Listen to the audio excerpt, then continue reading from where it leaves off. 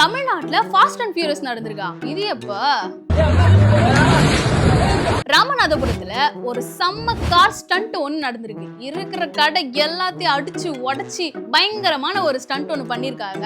என்னடா இது, கார்ல ஆள் யாரும் இல்லையா, அது பாட்டுக்கு ஓடிட்டு இருக்கு அப்படின்னு பார்க்கும்போது செம்ம குடி போதையில ஒருத்தர் அந்த காரை ஓட்டிக்கிட்டு இருக்கிற கடை எல்லாத்தையுமே அடிச்சு உடைக்கிறாரு.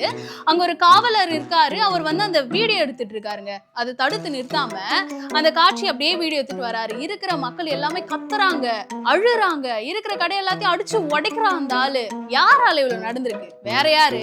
நம்ம அப்பாவால தாங்க. என்ன யாரும் அடிக்க முடியாது.